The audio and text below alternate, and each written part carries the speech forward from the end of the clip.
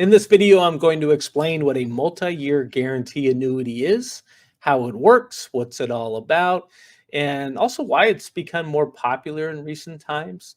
And then in a moment here, we are going to compare and contrast a MYGA versus a CD, which you can get at a bank. And then we'll also look at some current MYGAs today, the current rates and how they work. So first thing though, the reason why these products have gained in popularity recently is very simple. It's just that interest rates have gone up quite a bit.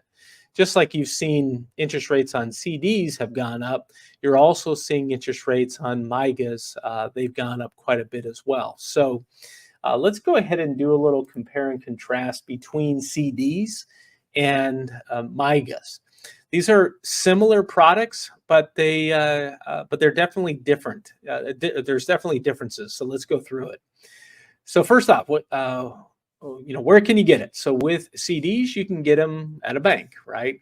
With MYGAs, you can get them with an insurance company.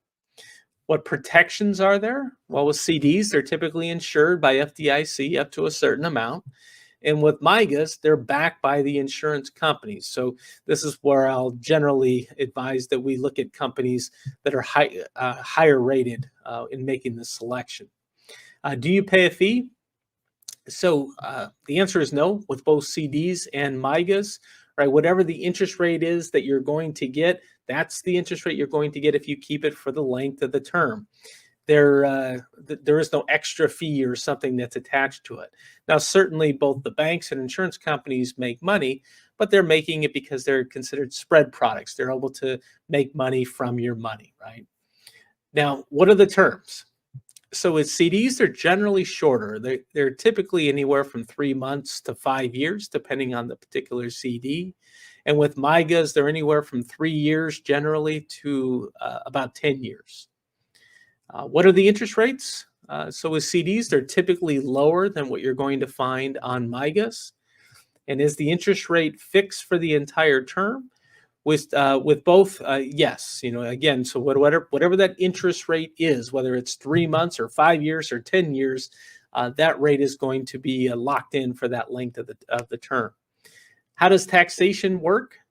With CDs, if you don't hold it within a retirement account, you're going to get that 1099 every year, and you'll have to pay taxes on the interest. Now, if you own that CD inside of a retirement account and you don't take any withdrawals from the retirement account, then you're not going to get a 1099. It's going to be tax deferred in that case. Now, with MYGAs, even if it's held outside of a retirement account, the interest is going to be tax deferred. If you're not taking withdrawals, you're not going to have to pay any taxes that year. There's no 1099. They're only going to issue a 1099 if you withdraw money and you have interest that you've earned that you now have to pay taxes on. If that annuity was held inside of an IRA, again, also because it's in an IRA, it's tax deferred. But if you were to withdraw money from the IRA, of which the annuity would be inside of, perhaps, then you would have to pay taxes when you withdraw that money from the IRA. Are there early withdrawal penalties? So with CDs, interest rate penalties may apply for early withdrawals. You may lose interest, not the principal. With MYGAs, surrender charges, they're called, if more than the free amount is withdrawn during the term. So they're called surrender charges. So think of these as like penalty charges. These are the penalties or the charges that you would have to pay if you withdraw more than what the free withdrawal amount is, which we'll get to here in just a moment. So these are some of the MYGAs that are on the market right now. Today, I'm recording this in April of 2024, and interest rates change all the time. Companies are constantly competing with each other, and sometimes one company is more competitive than another. Now, even though interest rates can change, again, as I've already said, once you're locked in for that length of the term, you're locked in, so that won't change. But here's how it works. So right now, today, for instance, there's one 3-year MYGA, it's paying 5%. Now, there's others that are paying more than that, not a lot more, but a little bit more than that. It depends upon the company you go with is one factor. So in other words, how high are the ratings of the insurance companies? And there are companies that I will exclude even if they do pay a higher interest rate, because I want to use higher rated insurance companies that are more solid. And so that's one factor. Another factor is how much liquidity do they have available to you during the length of the term. So, for instance, some products only give you access to the interest along the way. So, let's say you're earning 5% in interest. Well, then maybe you're only getting that 5% per year on that particular product. As an example, all these products are different. They all have a little bit different features and you know liquidity and things that are available. But these are just kind of in general terms. Now, this particular MYGA, this 3-year MYGA that I have here, it has a 10% free withdrawal, both in the first year and then every year thereafter. So what that means is that if you put $100,000 into this product, you can withdraw 10% the first year. So 10% of $100,000 is $10,000. And then the next year, you could also withdraw another 10%.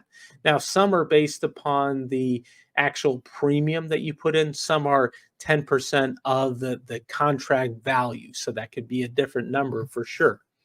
So that's how that works. The 5-year in the 3-year right now, this particular one's paying or the interest rate's 5%. The 5-year MYGA I've got here is at 5.4, 7 years at 5.5%, and a 10 years at 5.2%. So one of the questions I get is, why would I even consider a 10-year that's paying less than the 7 or the 5, in this case? And one of the reasons that you may want to consider it is if you just want to have that interest rate locked in for a longer period of time. You may be very satisfied to know that you could lock in a rate that's higher than 5% for a 10-year period. And especially if interest rates happen to go down over the next several years, that could really be a nice win. But what happens with a lot of folks, if you're thinking of including MYGAs as a part of your portfolio, is to consider laddering them. So not just buying one, but you might buy a 3-year and then a 5-year, maybe a 7, or maybe a 10, maybe you have 4 different MYGAs, just as an example. And then that way, in 3 years, you have one that's going to be out of its surrender period, free and clear, and you could do something else with. And, so a lot of different routes you can go and a lot of flexibility there. So that's a whole nother subject, but just know there's different ways to kind of approach that. Now, the other thing I want to talk about here, so you understand how this works, is that if you were to withdraw more than what the free withdrawal amount is, that's when you're going to be hit with that surrender charge. And we're talking about this green area down here at the bottom. Okay, so think of surrender charge as like penalty charge, right? We all understand penalties very easily. It's, with most other things, surrender charge is just a very specific word towards insurance products. And so in the first year, let's look at the 3-year MYGA. In the first year, let's say you put in $100,000. If you were to withdraw $11,000 the first year, you're going to be able to get out 10% free and clear because you have a 10% free withdrawal, but you are going to have to pay a penalty on that additional $1,000 because you're taking out 11,000, not 10. So on that additional 11,000, this particular product has an 8% surrender charge in the first year. So you're going to pay 8% on that additional $1,000. That's $80 to get out the $11,000 in that case. Okay. Now, the other thing that you're going to notice here is that over time, the surrender charge schedule declines. So you can see that a little bit here, kind of in the 3-year, but you really notice it over here on the 10-year as an example. Now, all products are going to have different surrender charge schedules, even products with the same terms, same number of years are going to have different ones.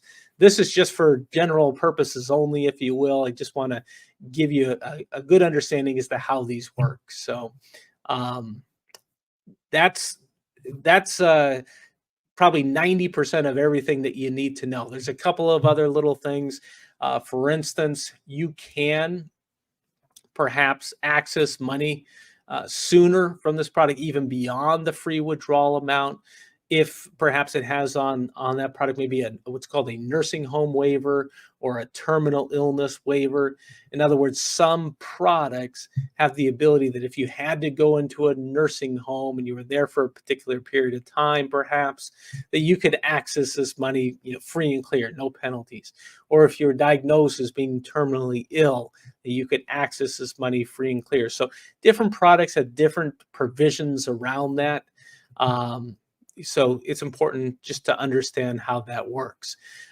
With annuities in general and MYGA specifically, all of this, you never want to put all of your money into these products, right? You're going to have a certain amount of money that's going to be in your cash account, your emergency reserve, your checking savings, and for your very short-term needs. Car breaks down, the roof leaks, just your short-term spending type needs, and you're going to have a certain amount there. Everyone's going to have a different comfort level with the amount that you're going to want to have, or the amount that you're going to need to have, depending on your circumstances. And then this can kind of take the place of maybe that money that is going to act as more short to medium term or so, right? 3 years, 5 years, 7 years. And maybe you're more on the conservative side. Maybe you're also investing as well. You have money in the markets, but you want to take a portion of that and